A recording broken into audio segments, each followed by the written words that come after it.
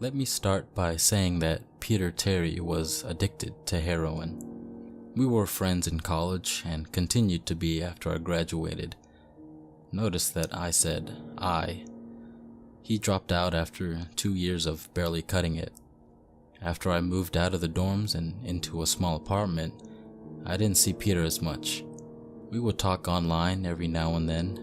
AIM was king in pre-Facebook years. There was a period where he wasn't online for about 5 weeks straight. I wasn't worried. He was a pretty notorious flake and drug addict, so I assumed he just stopped caring. And then one night, I saw him log on. Before I could initiate a conversation, he sent me a message. "David, man, we need to talk." That was when he told me about the NoEnd house. It got that name because no one had ever reached the final exit. The rules were pretty simple and cliche. Reach the final room of the building and you win $500. There were 9 rooms in all. The house was located outside the city, roughly 4 miles from my house. Apparently, Peter had tried and failed. He was a heroin and who knows what else addict. So I figured the drugs got the best of him and he wigged out at a paper ghost or something. He told me it would be too much for anyone, that it was unnatural. I didn't believe him. I told him I would check it out the next night, and no matter how hard he tried to convince me, $500 sounded too good to be true. I had to go. I set out the following night. When I arrived, I immediately noticed something strange about the building. Have you ever seen or read something that shouldn't be scary, but for some reason a chill crawls up your spine? I walked toward the building and the feeling of uneasiness only intensified as I opened the front door. My heart slowed and I let a relieved sigh leave me as I entered. The room looked like a normal hotel lobby, decorated for Halloween. A sign was posted in place of a worker. It read, "Room 1, this way. 8 more follow. Reach the end and you win." I chuckled and made my way to the first door. The first area was almost laughable. The decor resembled the Halloween aisle of a Kmart, complete with sheet ghosts and animatronic zombies that gave a static growl when you passed by. At the far end was an exit. It was the only door besides the one I entered through. I brushed through the fake spiderwebs and headed for the second room. I was greeted by fog as I opened the door to room 2. The room definitely upped the ante in terms of technology. Not only was there a fog machine, but a bat hung from the ceiling and flew in a circle. Scary. They seemed to have a Halloween soundtrack that one would find in a 99-cent store on loop somewhere in the room. I didn't see a stereo, but I guess they must have used a PA system. I stepped over a few toy rats that wheeled around and walked with a puffed chest across to the next area. I reached for the doorknob and my heart sank to my knees. I didn't want to open that door. A feeling of dread hit me so hard I could barely even think. Logic overtook me after a few terrified moments, and I shook it off and entered the next room. Room 3 is when things began to change. On the surface, it looked like a normal room. There was a chair in the middle of the wood-paneled floor. A single lamp in the corner did a poor job of lighting the area, casting a few shadows across the floor and walls. That was the problem. Shadows. Plural. With the exception of the chairs, there were others. I had barely walked into the door and I was already terrified. It was at that moment that I knew something wasn't right. I didn't even think as I automatically tried to open the door I came through. It was locked from the other side. That set me off. Was someone locking the doors as I progressed? There was no way. I would have heard them. Was it a mechanical lock that set automatically? Maybe. But I was too scared to really think. I turned back to the room and the shadows were gone. The chair's shadow remained, but the others, gone. I slowly began to walk. I used to hallucinate when I was a kid, so I wrote off the shadows as a figment of my imagination. I began to feel better as I made it to the halfway point of the room. I looked down as I took my steps, and that's when I saw it. Or didn't see it. My shadow wasn't there.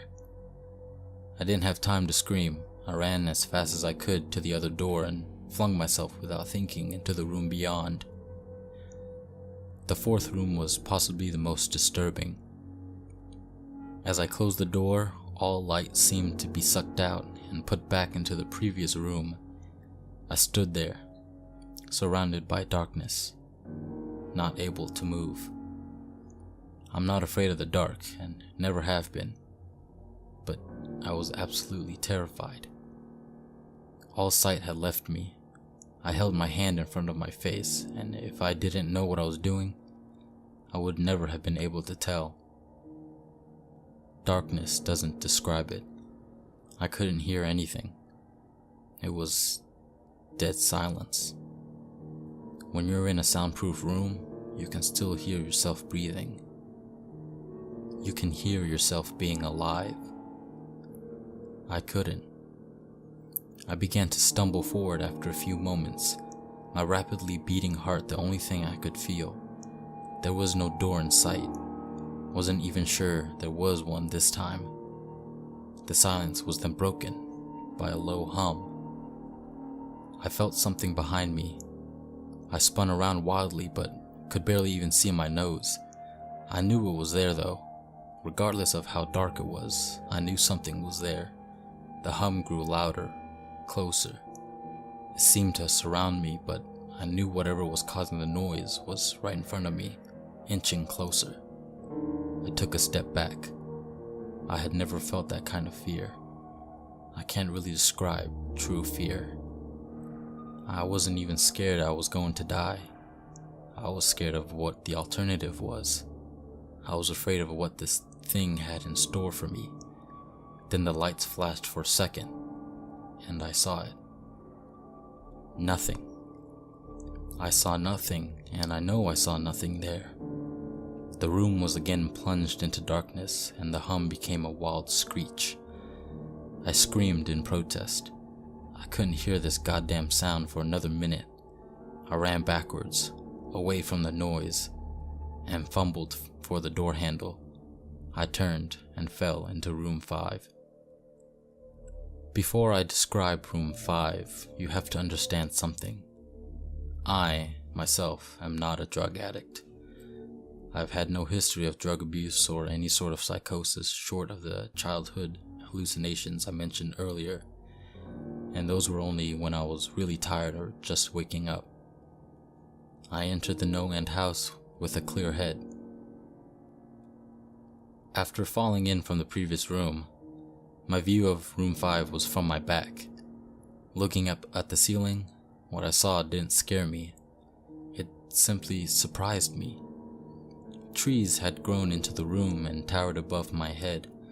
The ceilings in this room were taller than the others, which made me think I was in the center of the house.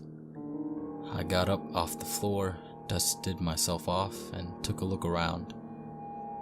It was definitely the biggest room of them all. I couldn't even see the door from where I was. Various brush and trees must have blocked my line of sight with the exit. Up to this point, I figured the rooms were going to get scarier, but this was a paradise compared to the last room. I also assumed whatever was in room 4 stayed back there. I was incredibly wrong. As I made my way deeper into the room, I began to hear what one would hear if they were in a forest. Chirping bugs and the occasional flap of birds seemed to be my only company in this room. That was the thing that bothered me the most. I heard the bugs and other animals, but I didn't see any of them. I began to wonder how big this house was. From the outside, when I walked up to it, it looked like a regular house. It was definitely on the bigger side, but this was almost a full forest in here. The canopy covered my view of the ceiling, but I assumed it was still there. However high it was, I couldn't see any walls either. The only way I knew I was still inside was that the floor matched the other rooms. The standard dark wood paneling. I kept walking, hoping that the next tree I passed would reveal the door. After a few moments of walking, I felt a mosquito fly into my arm. I shook it off and kept going. A second later, I felt about 10 more land on my skin at different places. I felt them crawl up and down my arms and legs, and a few made their way across my face. I flailed wildly to get them all off, but they just kept crawling. I looked down and let out a muffled scream. More of a whimper, to be honest. I didn't see a single bug. Not one bug was on me, but I could feel them crawl. I heard them fly by my face and sting my skin, but I couldn't see a single one. I dropped to the ground and began to roll wildly. I was desperate. I hated bugs, especially ones I couldn't see or touch. But these bugs could touch me, and they were everywhere. I began to crawl. I had no idea where I was going. The entrance was nowhere in sight, and I still hadn't even seen the exit. So I just crawled, my skin wriggling with the presence of those phantom bugs. After what seemed like hours, I found the door. I grabbed the nearest tree and propped myself up, mindlessly slapping my arms and legs to no avail. I tried to run, but I couldn't. My body was exhausted from crawling and dealing with whatever it was that was on me. I took a few shaky steps to the door, grabbing each tree on the way for support. It was only a few feet away when I heard it, the low hum from before. It was coming from the next room, and it was deeper. I could almost feel it inside my body, like when you stand next to an amp at a concert. The feeling of the bugs on me lessened as the hum grew louder. As I placed my hand on the doorknob, the bugs were completely gone, but I couldn't bring myself to turn the knob. I knew that if I let go, the bugs would return, and there was no way I would make it back to room 4.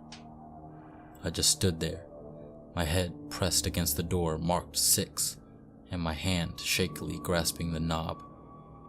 The hum was so loud I couldn't even hear myself pretend to think. There was nothing I could do but move on. Room 6 was next. And room 6 was hell. I closed the door behind me, my eyes held shut and my ears ringing. The hum was surrounding me. As the door clicked into place, the hum was gone. I opened my eyes in surprise, and the door I had shut was gone. It was just a wall now. I looked around in shock. The room was identical to room 3, the same chair and lamp, but with the correct amount of shadows this time. The only real difference was that there was no exit door, and the one I came in through was gone.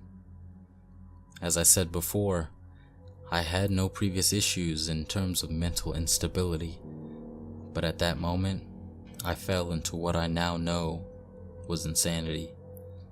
I didn't scream. I didn't make a sound. At first, I scratched softly. The wall was tough, but I knew the door was there somewhere. I just knew it was. I scratched at where the doorknob was. I clawed at the wall frantically with both hands, my nails being filed down to the skin against the wood.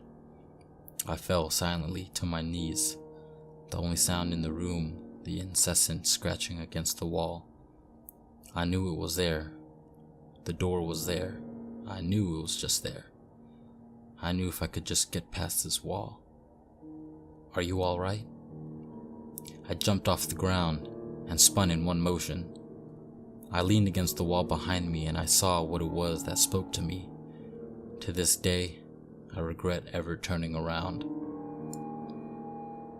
There was a little girl.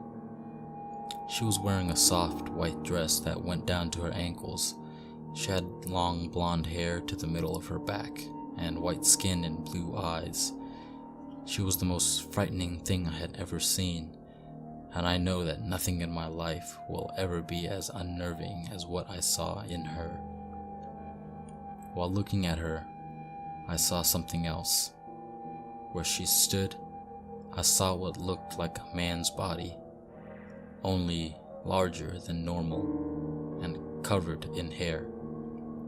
He was naked from head to toe, but his head was not human, and his toes were hooves.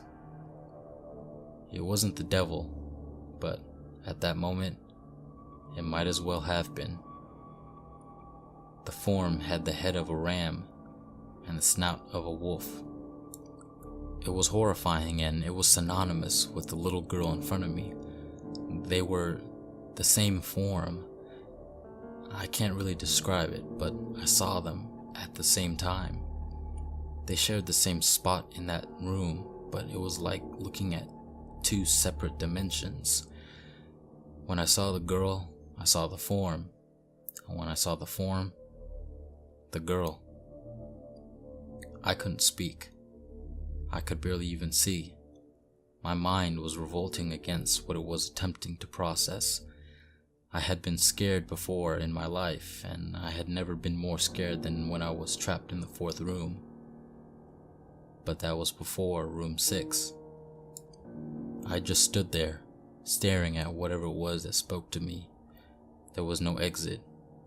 I was trapped here with it. And then it spoke again. David, you should have listened.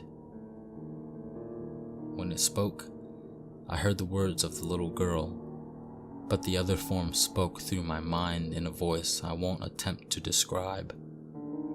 There was no other sound. The voice just kept repeating that sentence over and over in my mind, and I agreed. I didn't know what to do. I was slipping into madness, yet couldn't take my eyes off what it was that was in front of me. I dropped to the floor. I thought I had passed out, but the room wouldn't let me. I just wanted it to end. I was on my side, my eyes wide open, and the form staring down at me. Scurrying across the floor in front of me was one of the battery-powered rats from the 2nd room. The house was toying with me, but for some reason, seeing that rat pulled my mind back from whatever depths it was headed, and I looked around the room. I was getting out of there. I was determined to get out of that house and live and never think about this place again. I knew this room was hell, and I wasn't ready to take up a residency. At first, it was just my eyes that moved. I searched the walls for any kind of opening. The room wasn't that big, so it didn't take long to soak up the entire layout. The demon still taunted me, the voice growing louder as the form stayed rooted where it stood. I placed my hand on the floor, lifted myself up to all fours, and turned to scan the wall behind me. Then I saw something I couldn't believe. The form was now right at my back, whispering into my mind how I shouldn't have come. I felt its breath on the back of my neck, but I refused to turn around. A large rectangle was scratched into the wood, with a small dent chipped away in the center of it. Right in front of my eyes, I saw the large 7 I had mindlessly etched into the wall. I knew what it was. Room 7 was just beyond that wall, where room 5 was moments ago. I don't know how I had done it. Maybe it was just my state of mind at the time, but I had created the door. I knew I had. In my madness, I had scratched into the wall what I needed the most, an exit to the next room. Room 7 was close. I knew the demon was right behind me, but for some reason, it couldn't touch me. I closed my eyes and placed both hands on the large 7 in front of me.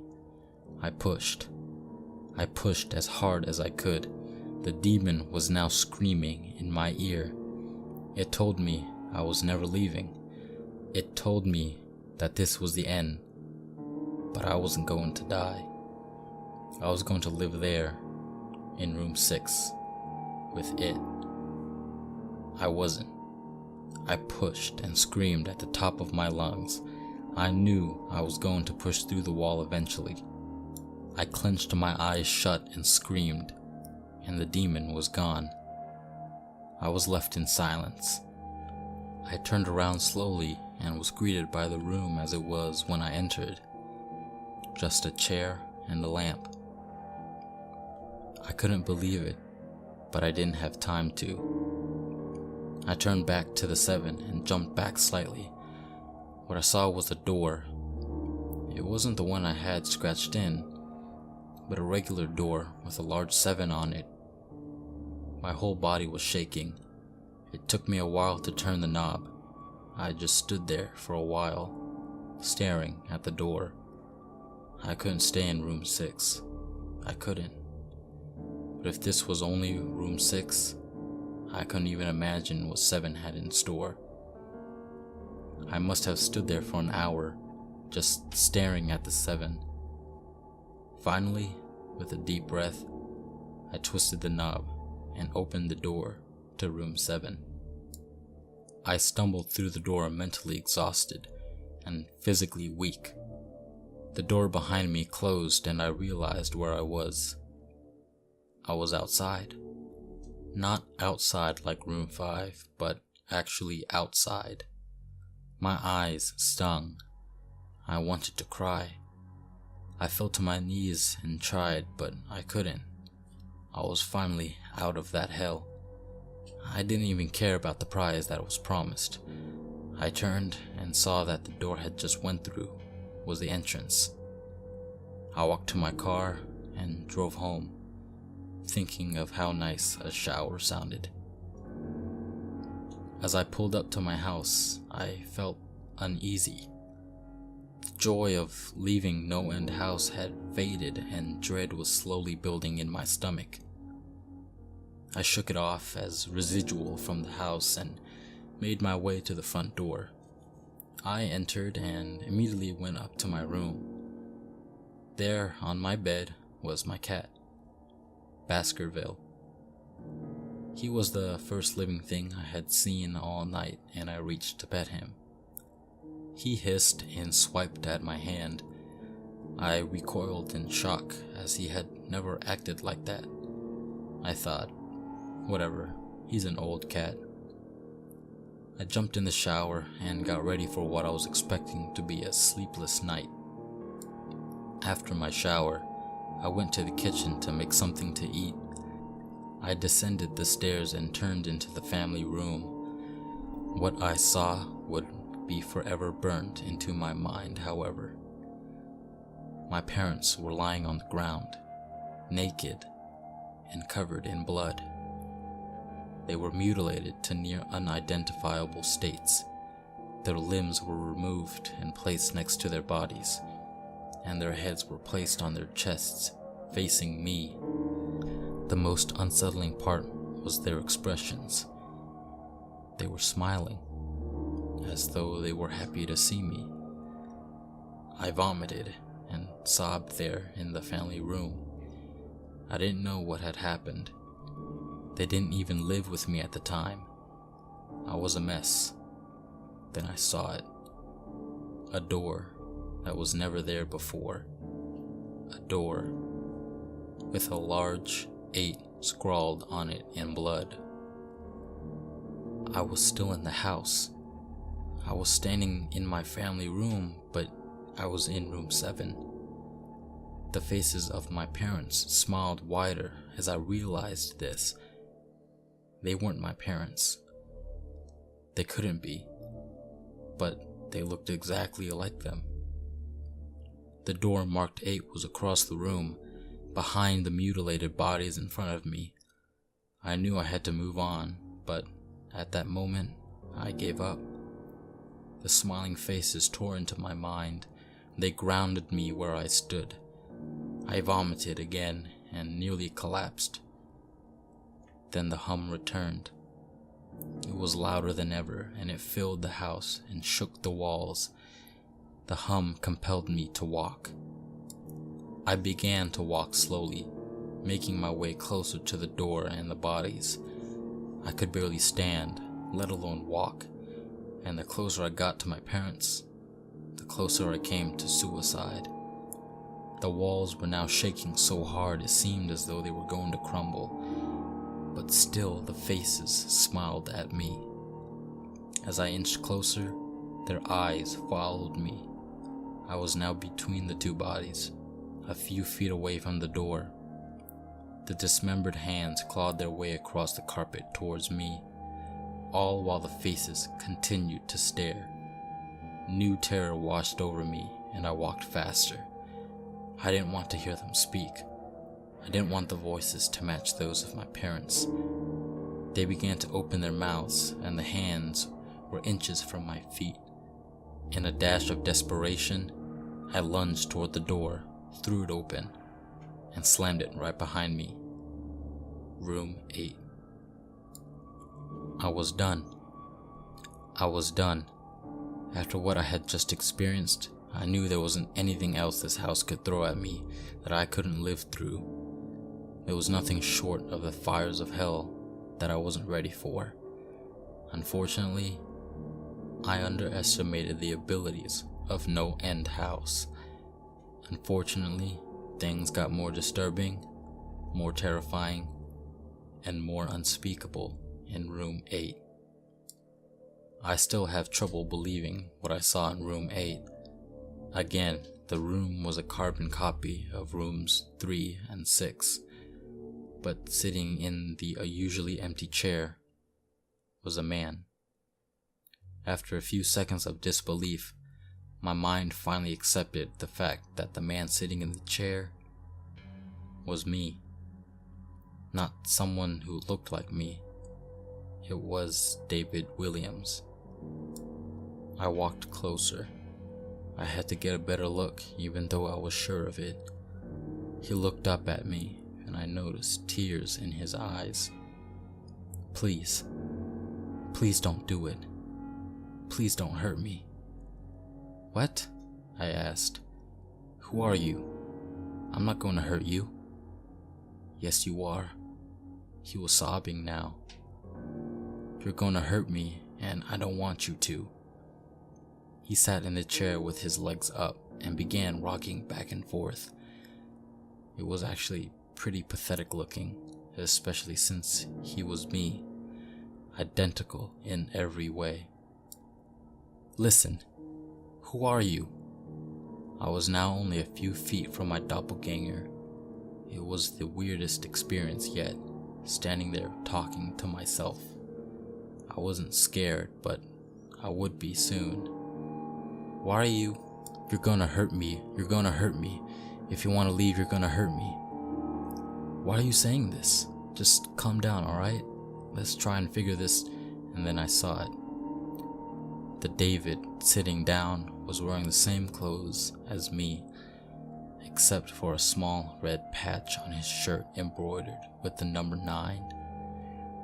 You're gonna hurt me. You're gonna hurt me. Don't. Please, you're gonna hurt me. My eyes didn't leave the small number on his chest. I knew exactly what it was. The first few doors were plain and simple, but after a while they got a little more ambiguous. 7 was scratched into the wall, but by my own hands. 8 was marked in blood above the bodies of my parents. But 9, this number was on a person. A living person. Worse still, it was on a person that looked exactly like me. David? I had to ask. Yes. You're gonna hurt me. You're gonna hurt me. He continued to sob and rock. He answered to David. He was me, right down to the voice.